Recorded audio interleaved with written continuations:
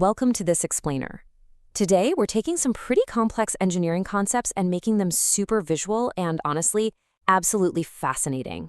We're going to look at those towering industrial facilities, the massive steel structures you see whenever you drive past refineries or chemical plants, and uncover a completely hidden world of design that's operating right in front of our eyes.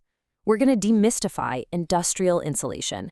And to do that, we'll be using a surprisingly simple analogy. Imagine a 1,000-ton giant putting on a meticulously engineered winter coat. It's a pretty provocative question, isn't it? Like, why exactly do engineers put winter coats on a 1,000-ton steel tower? I mean, it's not like steel gets cold and shivers, right? It doesn't catch a cold. Yet the exact same fundamental principles that you and I use to stay warm during a freezing blizzard apply directly to these towering pieces of equipment. Putting these coats on is a massive undertaking. It takes precise calculations, just a crazy amount of material, and highly skilled labor. So why go through all that trouble? Well, it basically boils down to two huge reasons. On one side of the coin, we have heat conservation. Think of the whole industrial process like a giant thermos. Certain chemical reactions or fluids moving through pipes have to be kept at very specific and often very hot temperatures to actually work. If the outside air cools the equipment down, the whole process fails. The fluids might even freeze solid right inside the pipes. On the flip side, we have personnel protection. You've got human operators walking around these plants every single day.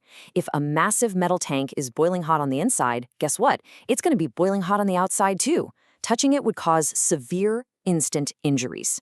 So, simply put, we insulate to keep the heat in and to keep the danger out. Now here is where it gets really specific. 70 degrees Celsius. That's right around 158 degrees Fahrenheit. In the engineering world, this number is an absolutely crucial threshold. If any piece of equipment is running at or above 70 degrees Celsius and it's sitting somewhere a human operator could accidentally bump into it, it automatically gets a protective safety coat. Process engineers might not always explicitly ask for it, but the mechanical engineers, they're always watching the operating temperature. The second it crosses that 70-degree mark, they step in and mandate personnel protection insulation so nobody gets burned. So what exactly are these giant coats made of? Let's look at the two main heavyweights in the industry. On one hand, we have soft, flexible glass wool. Honestly, it literally looks like that thick, yellow blanket of insulation you might have up in your attic at home.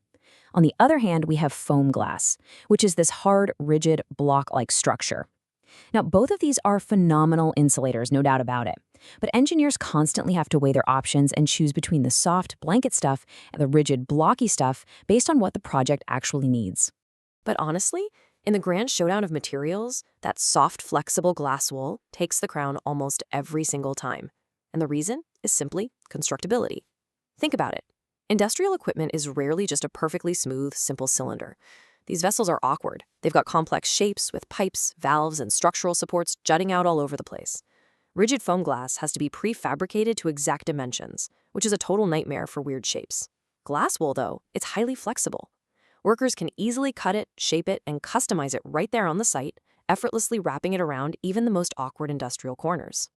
And let me tell you, wrapping the giant is a massive undertaking in the real world. Just look at the sheer scale of it.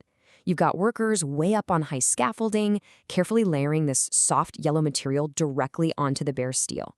It really does look like they're tucking some massive metallic creature into bed. But here's the thing. They aren't just eyeballing it. They aren't guessing how much to use.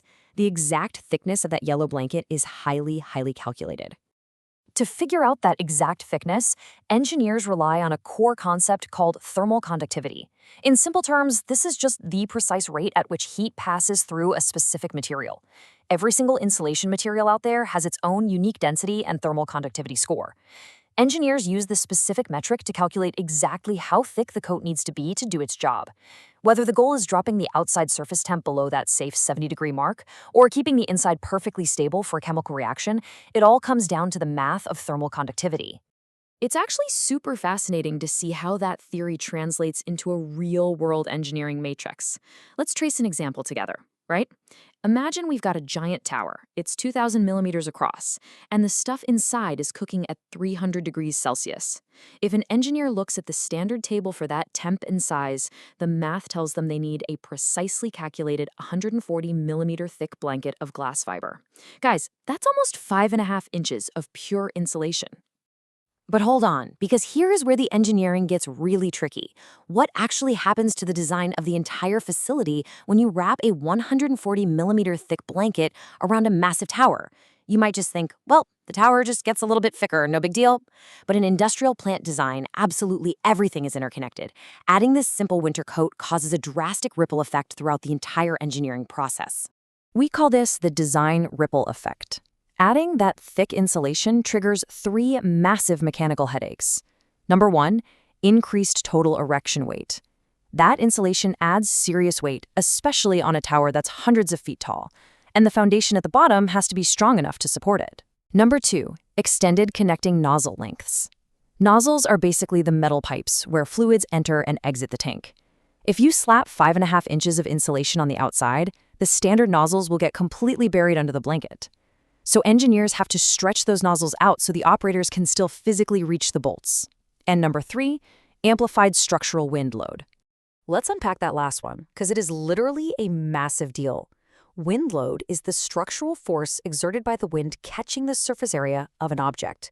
When you wrap a tower in thick insulation, you're obviously increasing its overall diameter. You're making it wider. And by making it wider, you are effectively turning this towering metal cylinder into a giant sail that catches the wind. Structural engineers absolutely have to recalculate the wind load based on this new, thicker profile to make sure a strong gust of wind doesn't literally blow the whole tower over. Okay, so we've got wind loads and stretched out pipes, but we have another massive mechanical problem to solve: gravity. Seriously, how do you stop a 100-foot vertical blanket from simply sliding right down a smooth metal cylinder? Think about it. Over time, the sheer weight of all that insulation material, combined with the hot metal expanding and contracting, would eventually cause the blanket to sag, bunch all up at the bottom, and just slip right off. The fix for this is actually brilliant in its simplicity. They use insulation rings. These are essentially horizontal metal belts welded directly onto the outer shell of the equipment at very specific intervals. They act exactly like a belt holding up a heavy pair of pants. The soft insulation rests right on these rings, which transfers all that heavy weight directly to the steel shell. It completely stops the blanket from sagging or slipping down the tower over the decades it'll be running. Now, even after the glass wool is installed and resting securely on its metal belts, we're still not quite done. You can't just leave that soft material exposed to the rain, the snow, and the everyday wear and tear of an industrial plant. So a gleaming, protective metal jacket is wrapped tightly over the soft insulation. And honestly, this is what you're actually seeing when you look at a plant from the highway. You aren't seeing the bare steel vessel, you're seeing the shiny, weatherproof windbreaker worn over the thick winter coat. I absolutely love this summary.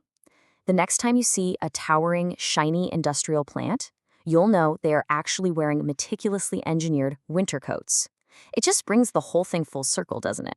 Simple, everyday human concepts, like wrapping up in a blanket to stay warm or protecting our skin from a hot stove, require fascinating, massive-scale engineering when we apply them to 1,000-ton structures.